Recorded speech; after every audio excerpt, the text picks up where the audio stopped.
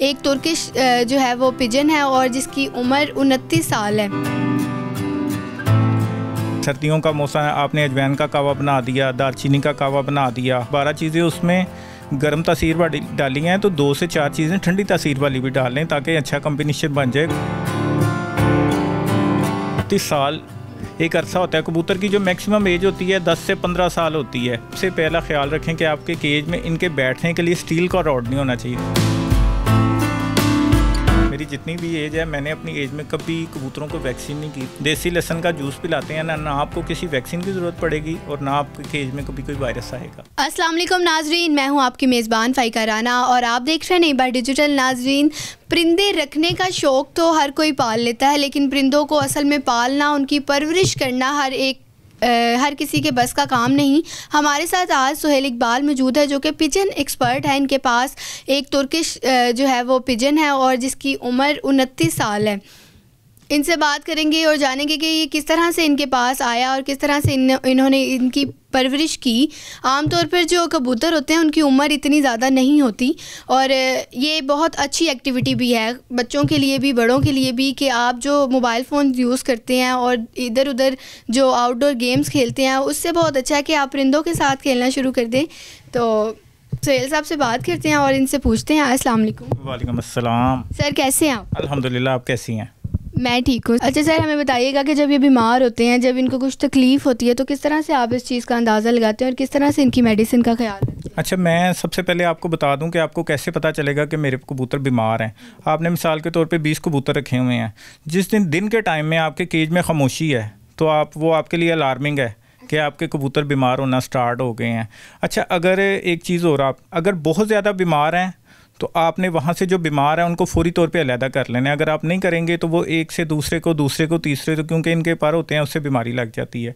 अच्छा, जब आपके कबूतर बीमार हो, आपने सबसे पहले उसको डायग्नोज करना है कि उनको मसला क्या है। अगर वो लंबे लंबे सांस ले रहे हैं तो फिर आपने उनका ट्रीटमेंट पैनाडोल से स्टार्ट करना है। अगर कोई और मसला है तो आपने उनको कोई कहवा बना के देना है। सर्दियों का मौसम है, आपने अजवाइन का कहवा बना दिया, दालचीनी का कहवा बना दिया, कोई गर्म पानी बना दिया। इंटरनेट पे लाखों लोगों ने वीडियोस बनाई हुई हैं, तो आप इनका देसी ट्रीटमेंट करें।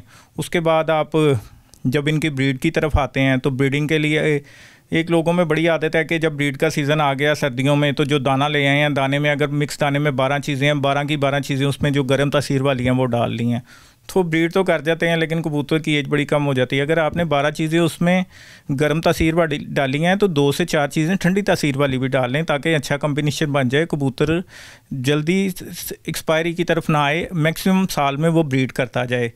तो एक और मैं आपको टिप बता जाऊँ कि कबूतरों का पूरा साल ब्रीड कभी ना करवाएं। कबूतरों को आप 4 से 5 माह जो ब्रीडिंग का सीज़न है उसमें ब्रीड करवाएं।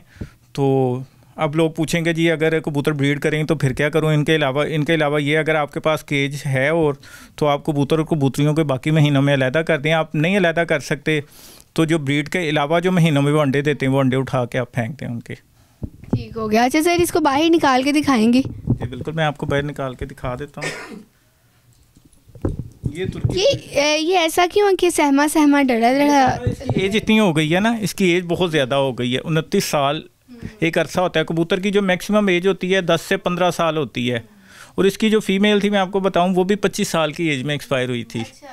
उनके इतना। और एक बड़ी इंटरेस्टिंग बात बताऊं, उसके बाद हमने कोई 3 से 4 दफ़ा कोशिश की है कि इसके साथ कोई फीमेल अटैच हो जाए, लेकिन नहीं, ये अब अकेला ही रहना पसंद करता है। अच्छा, इसको उसकी आदत हो गई? हाँ, उसकी आदत हो गई है। 25 साल इसने उसके साथ एक अरसा गुजारा था, तो अब ये अकेला ही रहता है। अच्छा सर, जैसे कि अब सर्दियों का मौसम है, अब इनको जो है वो किस तरह से सर्दी से महफूज किया जा सकता है, किस तरह से इनका ख्याल रखा जाए? अच्छा, मैं आपको एक चीज़ बताऊँ, कबूतर को कभी गर्मी नहीं लगती, कबूतर को सिर्फ सर्दी लगती है और सर्दी में बीमार होता है। मैं सबसे पहले आपको एक बात बताऊँ कि आपने जब कबूतर रखे होते हैं, आप अपने केज में सबसे पहला ख्याल रखें कि आपके केज में इनके बैठने के लिए स्टील का रॉड नहीं होना चाहिए, क्योंकि कबूतर को 99% जो सर्दी है इसके पाँव से लगती है, बाकी तो सारा ये कवर होता है। अगर आपके केज में कोई स्टील का रॉड है या तो आप उसको हटा दें, अगर आप नहीं हटा सके तो आपके उसके ऊपर फोम करें और कोई टेप कर दें ताकि ये सर्दी से बचे। दूसरा, उसके बाद कबूतरों को लोग सर्दी से बचाने के लिए क्या करते हैं, उसके तीनों या दोनों साइडों से प्लास्टिक कवर कर देते हैं। वो प्लास्टिक कवर तो कर देते हैं, लेकिन वो जब बिल्कुल बंद हो जाता है रात को, वो अंदर गैस बनती है और कबूतर के एक बड़ी ख़तरनाक बीमारी होती है लकवा झोला, वो उसमें आ जाता है। उसमें 99% कबूतर एक्सपायर हो जाते हैं। एक तो उस चीज़ से बचना चाहिए। उसके बाद कबूतरों को आप गर्म पानी बना लें। गर्म पानी का मैं आपको बता देता हूँ, दालचीनी, अजवाइन, पान के पत्ते, सौंफ, इलायची, इसका आप गर्म पानी बना के रख लें। एक दिन छोड़ के एक दिन आप अपने कबूतरों को वो पानी डाल के दिया करें, तो आपके कबूतर कभी भी बीमार नहीं होंगे। और एक और चीज़ मैं आपको बता दूं कि कभी किसी के कहने पे अपने कबूतरों को वैक्सीन ना करें। लोग बड़ी महंगी महंगी वैक्सीन की कीमत मैं आपको बताऊं 5,000 से लेके 5 लाख तक की वैक्सीन पाकिस्तान में मौजूद है। लेकिन मेरी जितनी भी एज है, मैंने अपनी एज में कभी कबूतरों को वैक्सीन नहीं की। लोग करते हैं, बड़ी बड़ी महंगी करते हैं। मैं एक टिप दे देता हूँ कि अगर आप अपने कबूतरों को हफ्ते में एक बार देसी लहसुन, ये आपने याद रखना है, देसी लहसुन का जूस पिलाते हैं ना आपको किसी वैक्सीन की ज़रूरत पड़ेगी और ना आपके केज में कभी कोई वायरस आएगा। वैक्सीन की आपको कभी ज़रूरत नहीं पड़ेगी, ये आप लिख लें।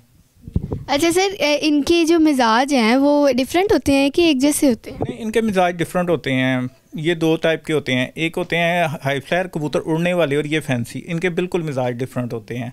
ये सिर्फ केज में रहते हैं, घरों में रहते हैं, ब्रीड करते हैं, लोग इनको खूबसूरती में रखते हैं। जो पाकिस्तान के हाई फ्लायर कबूतर हैं, मैं आपको बता दूं पूरी दुनिया में वो मशहूर हैं। इसलिए मशहूर हैं कि अरब ममालिक में इनके टूर्नामेंट होते हैं।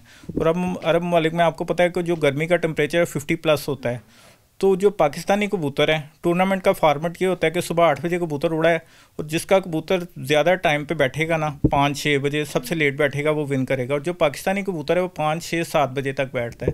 और अरबी हज़रात हर साल पाकिस्तान आते हैं और लाखों करोड़ों रुपए के कबूतर पाकिस्तान से परचेज़ करके ले जाते हैं। अच्छा, ये कबूतर पालने का शौक़ जो है वो आपका ख़ानदानी है या किसी को देख कर आपको ये शौक़ है? ये शौक़ मेरा खालिस्तान ख़ानदानी है।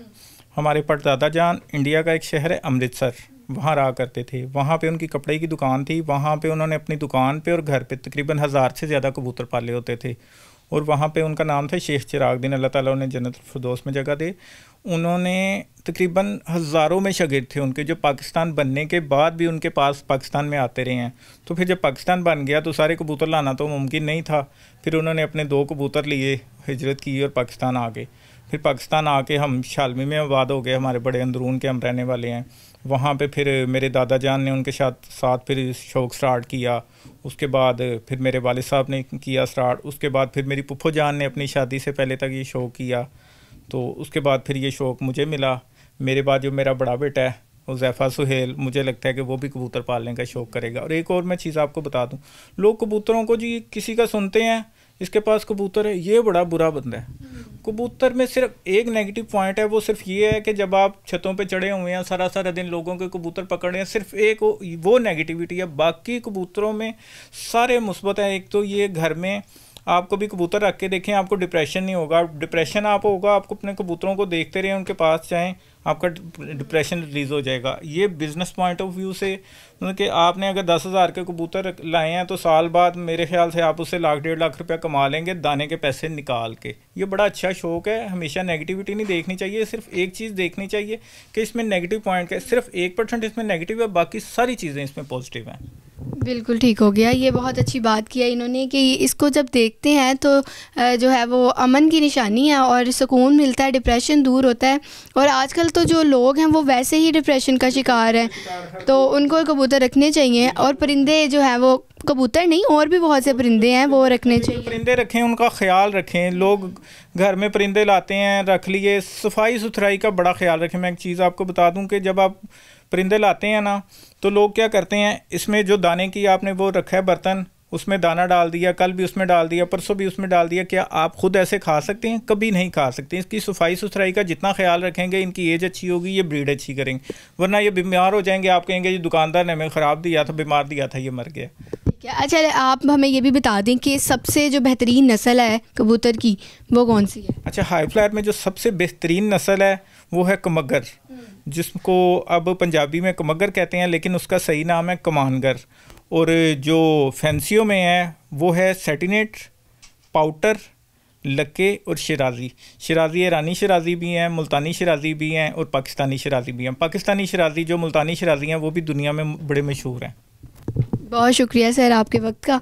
और नाज़रीन, जैसे कि आज की वीडियो जो थी वो ख़ास तौर पर उन लोगों के लिए थी जो कबूतर के या परिंदों के शौकीन हैं, और मुझे लगता है कि आपके बहुत सारे जो क्वेश्चंस हैं उनके जवाबात मिल गए होंगे आपको कि किस तरह से इनकी परवरिश करनी चाहिए, किस तरह से सफाई का ख्याल रखना चाहिए, और कबूतर रखने से जो है वो डिप्रेशन में कमी आती है और आप पुरसुकून रहते हैं। इसी के साथ अपनी मेज़बान फ़ाइका राना को दे इजाज़त। अल्लाह हाफ़िज़।